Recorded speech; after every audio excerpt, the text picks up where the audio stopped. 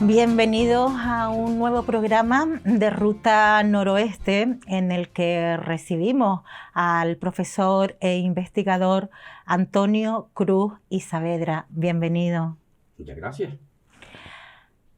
Natural de la villa de Agaete, Antonio Cruz y Saavedra es licenciado en Geografía e Historia en especialidad de Historia del Arte por la Universidad de La Laguna.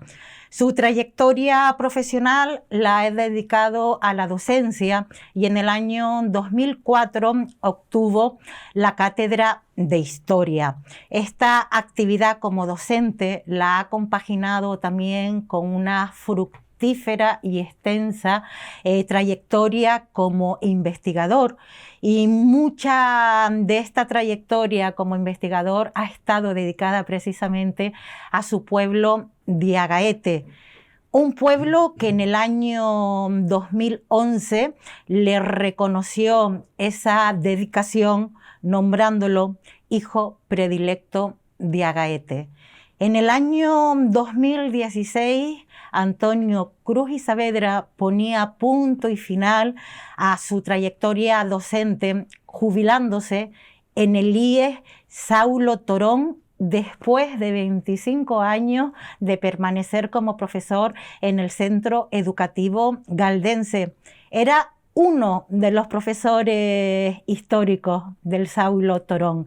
¿Qué recuerda de esa larga etapa como profesor? Para mí una de las etapas más importantes de mi vida profesional fue la que estuve en el Instituto de Galda. Recordar, no solamente recuerdo a todos los compañeros que tuve la ocasión y la oportunidad de estar con ellos, sino después la gran cantidad de alumnos diversos, ¿no? Y de todos los núcleos de la ciudad de Galda que pasaron por nuestras aulas. El aprecio constante de ellos, el afán por aprender, el que todavía te reconozcan y todavía se acuerde de ti, cuáles eran los instrumentos, las clases que dábamos, cómo lo hacíamos, en fin, eso es imborrable. Yo me marché del Instituto de Galda simplemente por una cuestión, no es porque estuviera cansado, sino porque pensaba que ya tenía lugar un relevo generacional, ¿no? Había mucha gente jóvenes que estaban en paro y necesitaban también cubrir un espacio nuevo. Y yo también descanso un poquito y dedicarme a lo que me gusta, que es investigar también. Y compañeros queridos siempre presentes en el corazón, porque ya no está en caso de un compañero de departamento como Celso Oliva o la siempre recordada Encarnación Monzón. Efectivamente, tanto uno como otro me tenía un gran aprecio y yo también, ¿no? Y Celso era un compañero de aventura en todos los sentidos, no solamente en el departamento, sino también, eso, cuando salíamos allá una escapadita, ¿no? Y Yola Monzón, por supuesto, una excelente profesional y aparte de eso, una excelente compañera, ¿no? Que a pesar de los problemas que tuvimos en el instituto, en ese ambiente a veces un poquillo hostil que hubo en su momento y ahora completamente recuperado, siempre fue una persona que estaba ahí y que reconocía la labor de todos y amiga de todos. Amiga de todos. Por cierto, después de 30 años, casi 30 años de demanda, la obra del nuevo Saulo ya está en marcha. Cuando se enteró de que comenzaba la obra, ¿qué sintió? Sí, los de la generación nuestra que estuvimos allí en el Saulo, pensábamos que aunque nos decía dentro de 2 años, y decíamos nosotros, eso no nos va a coger. Y ahí va levantándose poco a poco en ese barranco de Galda, ¿no? A ver si parece que se acaba dentro de 2 años aproximadamente, 2, 3 años, ¿no? Y se le dota de las necesidades y tecnología que no tuvimos nosotros en el instituto, porque hicimos virguería y aún así conseguimos muy buenas generaciones de alumnos, ¿no? Y muy buenos profesionales. He leído que su faceta como investigador, la metodología que utiliza como investigador, también la llevaba al aula, que también aprovechaba esas herramientas para enseñar a sus alumnos. ¿Verdad que sí? En cierta forma tuve algo de pionero en ese entonces. Y, y fomenté un poco la investigación. Y no solamente eso, porque después luego había alumnos que escogían otra disciplina, incluso medicina, pero el bagaje de la investigación, el ordenar la bibliografía, el respeto a los que escribía y se les reconocía a pie de página todos esos componentes, ¿no? En verdad que me alegro porque muchos me lo dicen, ¿no? Y es verdad que sí. Dejamos cierta huella ahí en el instituto, si quieres que te diga la verdad. ¿Verdad? Y gracias por la pregunta, porque hay gente que lo dice en la calle, ¿no? Y que reconoce la labor que hicimos, no solamente yo, sino otros compañeros que teníamos esa obsesión muchas veces. Por lo menos ese reconocimiento está. Tituló su tesis de licenciatura Arquitectura y Artes Plásticas en la Villa de Agaete, y años después, pues este trabajo de tesis también dio pie a una publicación que tuvo la oportunidad de presentarla aquí en la Villa Marinera. ¿Qué destaca de este trabajo? En un principio te quiero decir que gracias a Javier Tadeo, a Mari Carmen Martín, se pudo publicar ese trabajo 20 años después, ¿no? Después de una serie de intentos, tanto a nivel municipal como a través del Cabildo. Y yo lo que puedo destacar del trabajo, como lo comenté en el año 2011, que fue cuando se presentó el libro al público, es que exceptuando lo que es la parte geográfica, el medio ambiente y lo que es la trama urbana, que eso es susceptible de modificarse por las investigaciones, por los trabajos de archivo sobre todo, ¿no?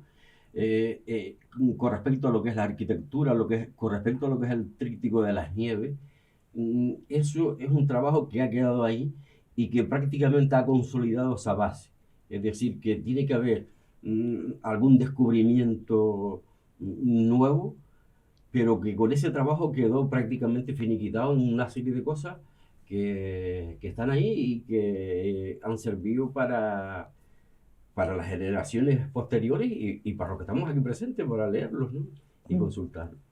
¿Qué cosas tan importantes, qué asentamientos, como acaba de decir, podemos trasladarles a nuestros espectadores que hay en arquitectura y artes plásticas en la villa de Agaete? Desgraciadamente ya queda muy poco de esas casas nobles que había aquí en Agaete, pero tenemos una arquitectura todavía popular que se conserva, sobre todo de la zona de la villa arriba hacia el valle, ¿no?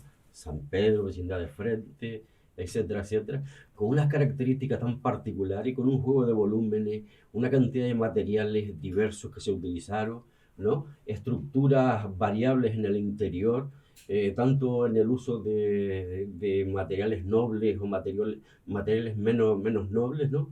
Que eso es lo que llama la atención. La gente comenta de lo del blanco de Agaete, pero es más bien una forma muy peculiar a la hora de ese sentimiento. ¿Y por qué? Porque hay un libro que se llama Arquitectura sin arquitecto, ¿no? Y ese tipo de construcción son construcciones familiares que poco a poco se ha ido adaptando al núcleo familiar y se ha ido modificando por los propios moradores. Entonces tenemos una arquitectura, si no muy elegante, pero sí una arquitectura muy digna. Y después dentro de lo que es el casco de Agaete, sí destacar, pues, digamos que una veintena de casas con unos patios que están muy mal aprovechados. No es como en guía que se visitan los patios que están abiertos y que en verdad que son bastante interesantes por el material que utiliza, por la concepción del espacio, etcétera, etcétera. Pero Agaete es un conjunto más que destacar quizás edificios concretos, ¿no? Salvo algunos, ¿no? Como es la Casa Ayuntamiento, que es espectacular, ¿no? O fue espectacular, porque ya no se conserva la huerta, el traspatio, etcétera, etcétera. Pero en fin, yo conservaría eh, todo lo que es la arquitectura de Agaete desde las nieves, porque si tú vas desde las nieves hasta el valle, hay una arquitectura diversa y diferente, ¿no? A los ojos. ¿Formó usted parte de aquel grupo de jóvenes de Agaete entusiasta que trabajó codo con el doctor, siempre recordado, Celso Martín de Guzmán, con el arqueólogo galdense Celso Martín de Guzmán, en excavaciones arqueológicas en la villa, principalmente las excavaciones en Guayedra, y además colaboró usted en la redacción de la Carta Arqueológica de Agaete? Efectivamente. Y una experiencia impresionante, y no solamente por el hecho de haber participado en varias campañas arqueológicas con Celso y esos equipos internacionales que venía, sino es el aprendizaje que uno recogió de Celso, ¿no? Una persona entrañable, de las personas más cultas que yo he conocido, y después luego la amistad que entablamos, no solo conmigo, sino también con todo el grupo que íbamos a las excavaciones. Recuerdo las caminatas que íbamos desde Guayedra hasta Tamadaba, por la parte superior de Guayedra de arriba, en fin. Y ahí está el legado de Celso. Y esa Guayedra abandonada, esos yacimientos Un abandonados, yacimiento abandonado y casi y casi olvidado. olvidado, cuando eso es un reclamo turístico. Bueno, eso es un aprendizaje que está ahí y que está muy mal aprovechado, y no se hace nada. Envidio a la gente de Galda, no, a la ciudad de Galda, cómo está haciendo con sus yacimientos, y aquí en Agaete pues están para el traste, vaya. Leo textualmente porque se le considera a usted un investigador metódico, cuidadoso y respetuoso con el uso de las fuentes documentales. Y de hecho, también se dice de usted que es conocedor como pocos del funcionamiento de los archivos. Bueno, sí, de lo que son los archivos del municipio, sí. Con respecto al archivo parroquial, desde el 2019, antes de la pandemia, no se puede consultar porque la iglesia ha cambiado sus normas. Me decían que iban a traer guantes, y poner las normas básicas para la consulta, pero no ha ocurrido así. Sin embargo, en el archivo de municipal y en el archivo del juzgado municipal también no hay ningún inconveniente para consultarlo, y gracias a los funcionarios del ayuntamiento ya uno va a tiro hecho. Pero sí, llevo ya desde que me jubilé yendo toda la semana al archivo, y desgraciadamente el archivo municipal, la documentación que se conserva es a partir de 1910, exceptuando algunos legajos, algunos documentos sueltos, pero lo que hay ahí es interesantísimo, ¿no? Y uno no va a tener tiempo para investigar todo lo que queda, pero bueno, que están disponibles para todo aquel que quiera, que reúna las condiciones que exige en los archivos para investigarlo. A mí me ha gustado mucho eso, respetuoso con las fuentes documentales. En una época del copio y pego, me parece que hay que destacar también se me quedó esto. atrás esa respuesta, ¿no? Efectivamente, aquí parece que los que investigan ahora o desde hace muy poco, parece que están descubriendo el mundo, como si no hubiera nadie que haya investigado, que han publicado. Eso se lo pasan por alto, o se apropian de ellos si le hace referencia a la cita, y ese es uno de los graves problemas que yo aprendí de una persona, en fin, que era don Sebastián Monzón, y comprendí que a veces las notas a pie de página había que uno guardárselas. Y las últimas publicaciones que yo hago en abierto, ¿no? Tanto en Infonorte como en la Agaete Espacio Web, pues exceptuando citas concretas de bibliografía, la cita de archivo me la reservo por ese motivo. Que eso no quiere decir que a aquel que le interese, yo se las puedo dejar. Pero eso del copia y pega, como tú dices muy bien, en verdad que no.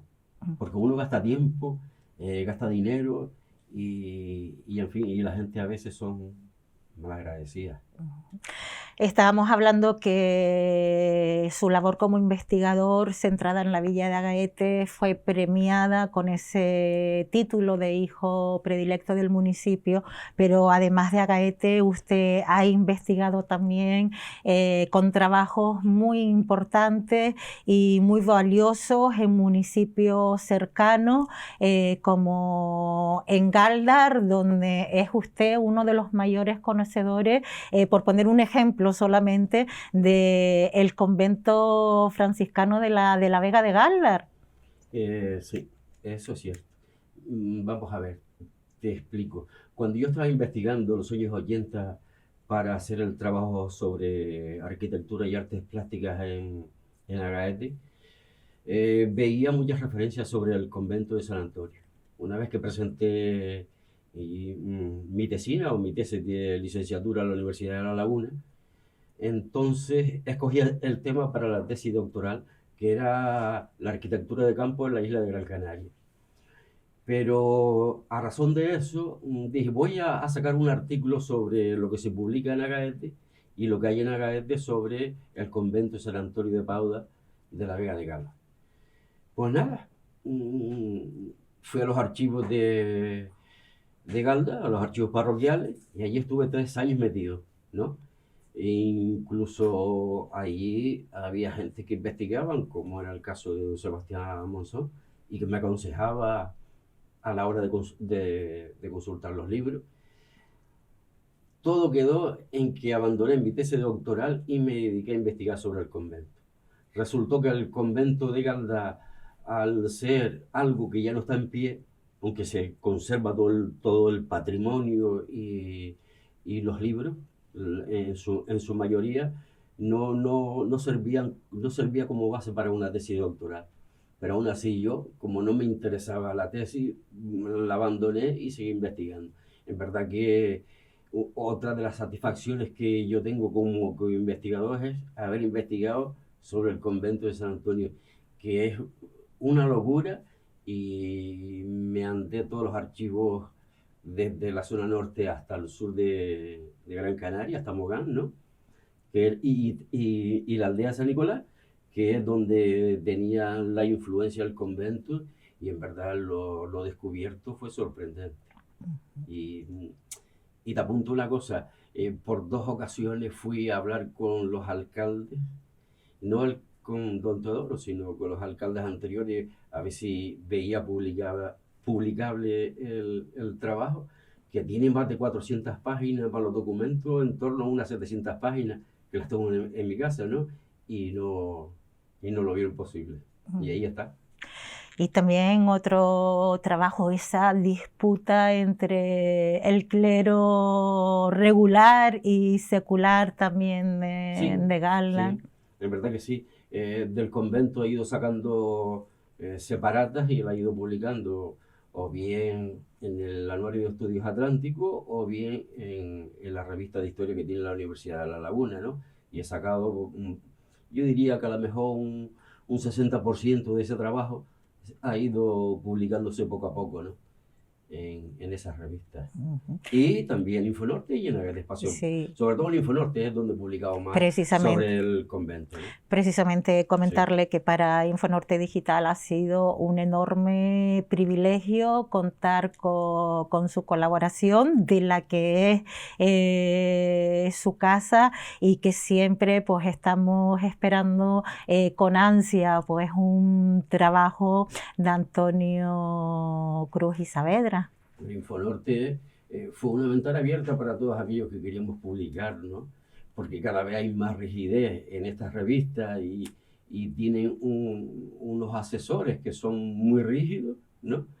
O parece que saben más que los propios investigadores, y entonces el rigor que tiene Infonorte a la hora de publicar, como Agaete Espacio Web, es una ventana abierta para estos investigadores nuevos y para mí también, por supuesto. y está ahí, claro que sí. Otro trabajo, el papel de los balnearios en épocas pasadas, con ese balneario de los Berrazales en el Valle de Agaete. Es otro libro que tengo ahí.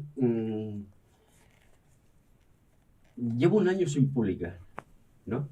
En ningún medio. Pero, ¿Y a qué se debe? ¿Por qué? en fin. Cuando le recuerdo que las puertas Sí, de Infonorte sí. siempre están abiertas. Pero en ese tiempo tengo una cantidad de trabajo que siquiera ahora lo comentamos. Y no he parado de trabajar ni tampoco de visitar los archivos. Y uno de los trabajos que ya tengo terminado es el del balneario.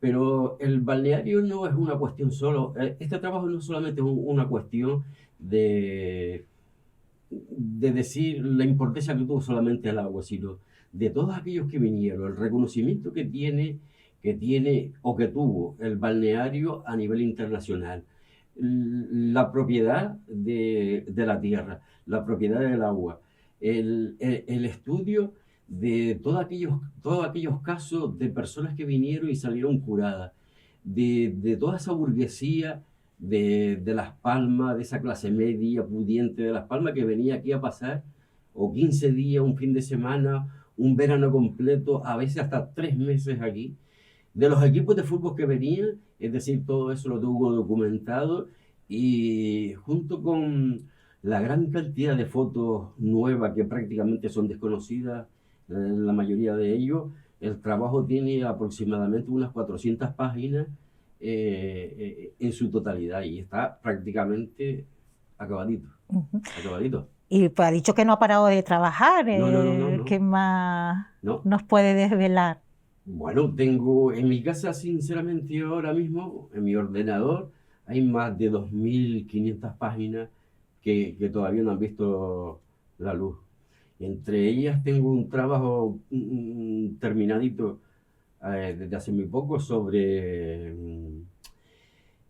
con motivo del centenario de Tomás Morales, todos los datos que he encontrado en el archivo, no solamente el tiempo, la casa donde vivió, la descripción de la casa, sino cuánto cobraba, cuánto se le debía una vez muerto, en fin, quiénes promovieron el que se le dedicara a la plaza, la antigua plaza andamana para que cambiara nombre.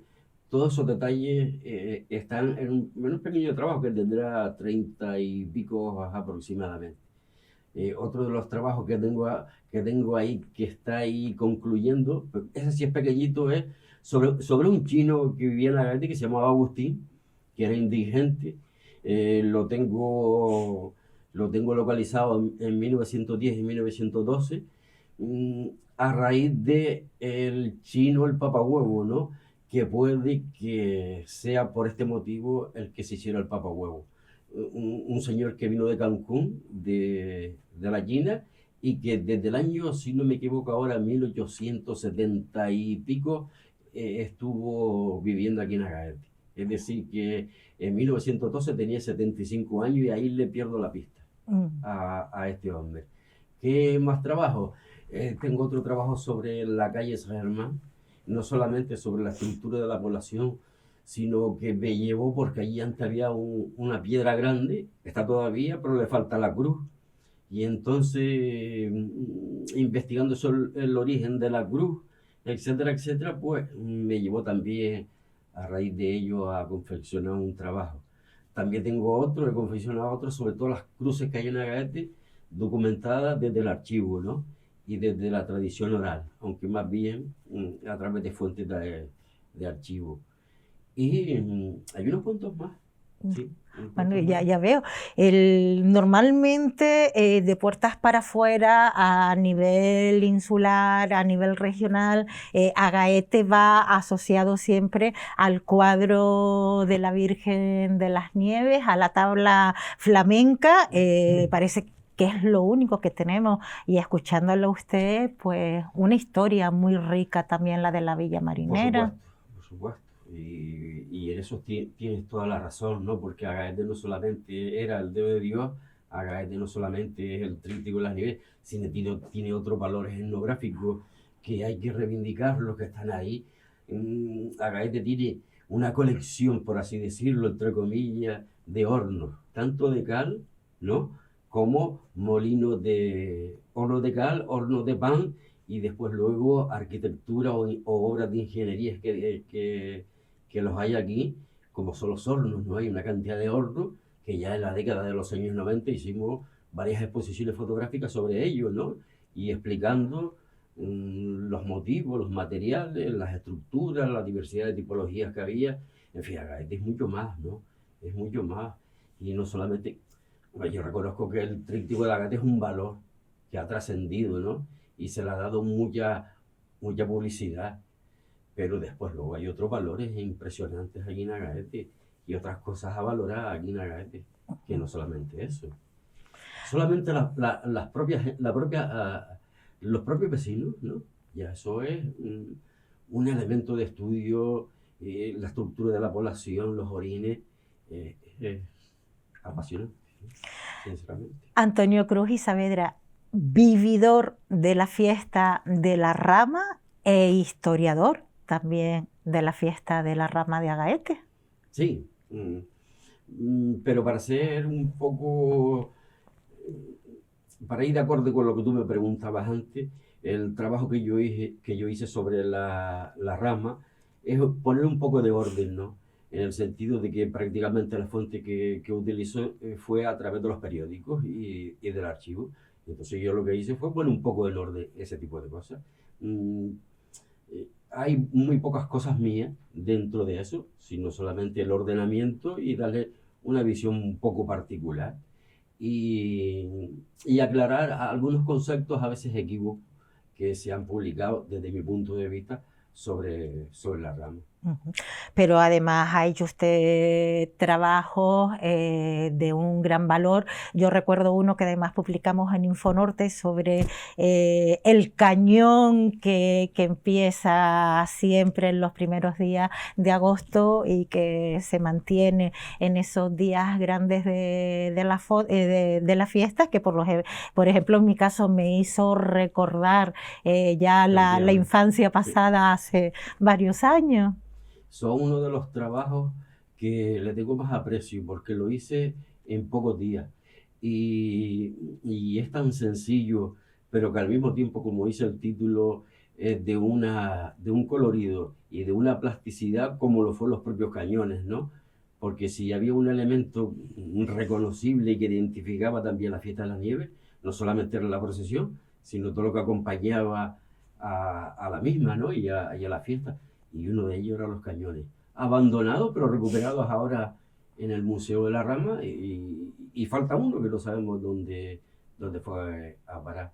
Cañones que lo documenté que llegaron aquí en la segunda mitad del siglo XIX, los primeros cañones, aunque ya por anterioridad se daba esos cañonazos porque aquí había un destacamento del batallón del regimiento de guía que utilizaba ese procedimiento. Pero después luego uno de los benefactores e hijos predilectos de Agaete, que fue Antonio de Armas y Jiménez, ¿no? Procuró ese tipo de cañón que lo trajo a través de los contactos comerciales que tenía con Inglaterra y así derivó la tradición, ¿no? Hasta que en 1945 se compraron las culebrinas que hoy todavía se conservan. Y tengo documentado quién eran los artilleros y en fin. Es un trabajo que no está terminado y que se debería continuar. Y además, pues siguiendo con lo de la fiesta de la Rama y más como anécdota a través de la iniciativa de Antigafo en aquella época cuando se empeñaron en adecentar, rehabilitar los papahuevos tradicionales, pues allí también lo tuvimos a usted y además con un papahuevo determinado como fue el de la japonesa. El de la japonesa, sí, con Rafa, ¿no? Con Rafael Cruz, sí. Rafael Cruz, sí. Y claro, un papahuevo que tenía prácticamente toda la cara destrozada. Rafa Sosa Cruz, vamos a decirlo. Sosa Cruz. Tenía toda la cabeza machacada, la cara destrozada, y yo y él, en base a una serie de artilugios que utilizamos, pues logramos que se recuperara, se bailara. Después fue mejorado años después, pero conseguimos sacar ese proyecto adelante a través del antiguo Antigáfo, ¿no? En verdad que sí, y fue una experiencia para nosotros inolvidable, y tenemos una foto cuando éramos jovencitos en lo que era la antigua Recoba, ¿no? Que fue después luego el Antigáfo. En verdad que sí, son experiencias bonitas y agradables, que se quedan ahí en el recuerdo, en verdad. Trabajaba en Galdar, vive en Galdar, pero Agaete siempre presente en el corazón de Antonio Cruz y Saavedra. Por supuesto, pero también te quiero decir que yo no renuncio a Galdar, ¿no? Mi vida también está en Galdar, compartida con Agaete, por supuesto. Yo, como decían ustedes antes, que añoraba en el mar cuando viajaba, yo cuando salgo de Agaete añoro a Agaete, pero digamos que mi patria de adopción es Galdar, y allí tengo mi círculo y tengo mis alumnos que me han querido. Y Agaete seguro siempre a principios del Metacosta. Sí. Y con mis amigos de siempre, Teo, Susana, Yayo, y que se pasa uno bien y que descarga. A ver si es posible en el 2022, ¿no? Vamos a ver, sí, esperemos que sí, porque con lo que está cayendo en la actualidad, vamos a ver, ojalá. Antonio Cruz y Saavedra, muchísimas gracias. Gracias a ustedes y gracias a ti especialmente. Y a ustedes, pues también agradecerles que nos acompañen en un programa más de Ruta Noroeste.